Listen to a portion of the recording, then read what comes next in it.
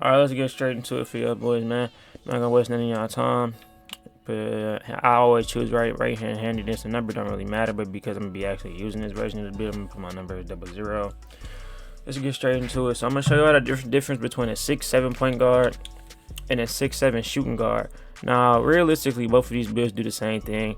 You're gonna be able to do both of the same things on both of these builds, no matter what position you choose. Just make sure you don't go small forward, power forward, or center. That's 100%. Do not go to them three positions. So point guard, you want to go 6'7". I'm gonna go 190. I'm gonna show y'all. I'm gonna show y'all the same build on point guard and shooting guard, but I'm gonna show you the main key differences. I'm gonna hit continue. So what I did was I brought my drive and dunk to a 90, just so I could finish around the paint.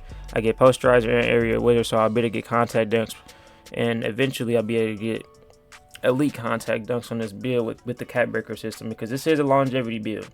So next thing I did, I went up, max up mid range of 93. Mid-range 93 get you Hall of Fame set shot specialist. You get gold that I put your 3 ball on an 83. That's bronze limitless. You don't get many marksmen on this build strictly because you're not as small, or because you're not a small guard. Like I said, you must be 6'3" or shorter. You are 6'7" on this build if you make this build.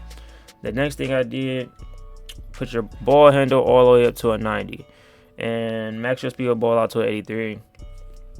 So as you can see, we're already a 90 overall out of a 99. You know, the build system this year, they take a lot of badge points for taller builds, but I done figured out a way to finesse it, and I ain't gonna lie, I'm gonna show y'all in this video.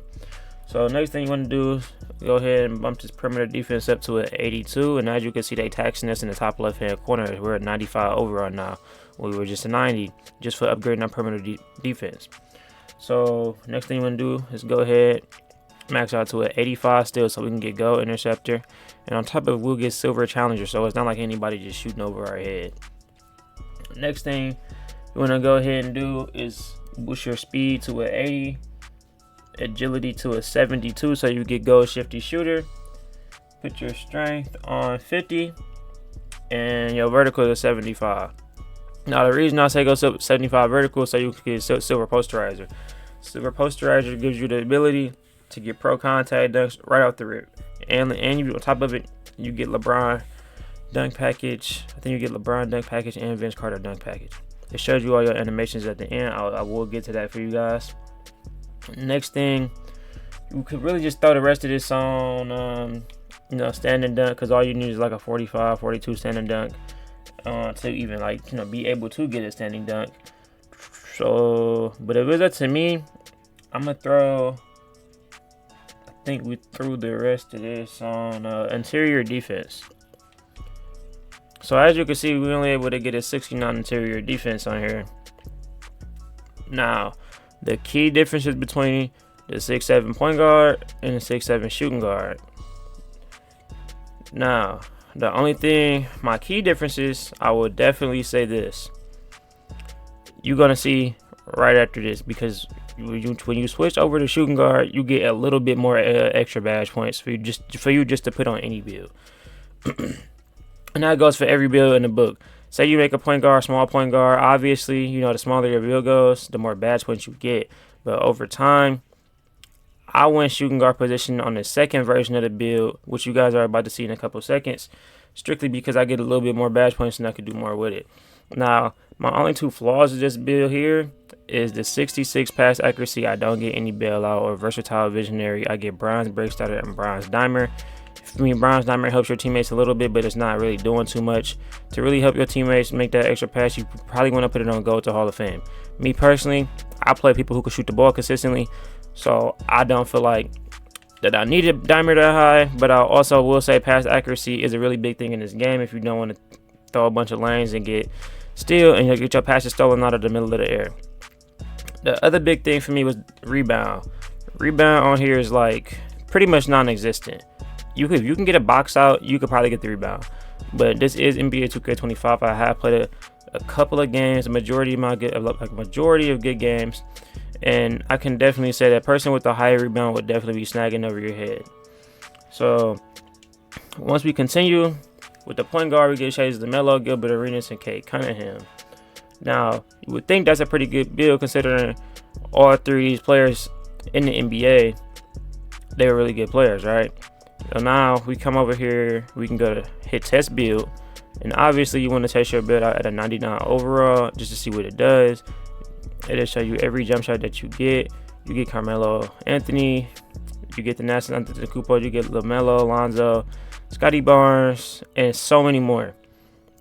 Now for your dribble styles, you do get a lot of dribble styles, but you are limited until you hit that 91. You max your ball control up to that 91 because you do get that 1 point does pretty much matter a lot. If you got regular breakdowns and everything else like that, I'm not gonna go over it, but you guys can just go over here and read it real quick, pause the video. But you pretty much you get a lot of dribble moves to be able to have a 90 ball control and an 80 something speed with ball and things like that. Jump shot creator, obviously you don't get certain bases because you're 6'7", but you do get a lot of good bases. I know Isaac Bonga was another one people using 24. Miles Bridges, I've been seeing people use that this year as well. And a dunk style creator. Off the rip, these are all of the dunk styles that you get with a 90 drive and dunk. Now, we're going to go all the way back, and I'm going to show you guys the second version of the build. Let's get straight into it. Alright, boys, so we back. So this time, instead of going 6'7", we're going to go shooting guard. We're going to go 6'7". Once again, we're going to go 190. Just 190 gives us the ability just to move just as fast off ball, but at the same time, we don't want too big of a wingspan, so we're going to go 6'9". Just shorter wingspan is, the more three ball you get. As you can see, it says -6 next to 3. So we're going to reset all of this. Once again, we're going to take our drive and dunk to a 90. I'm going to put our mid-range shot back on 93. 93 gives us the ability, once again, to get shot specialist and go Deadeye. Probably one of the most two important badges on this game so far from what I can see. You get an 87 3 ball. That's your max. You don't get an 88, so you do not get silver limitless. No, I'm sorry, 89. You do not get silver limitless on this build, but at least you get a little better than the 83 3 ball. You're gonna go 83 3 ball. I go 70 free throw. Once again, pass accuracy isn't like too much of a big thing for me on this build because I am playing twos on this build. Me personally, this is like a 1-on-1 or a 2v2 type of build, so which is the reason I don't put pass accuracy on this build. Once again, you can go 91 or 90 ball control. It's really up to you, personal preference. You guys can switch it up and do whatever you guys want with the build. I went put my interior defense to a 70.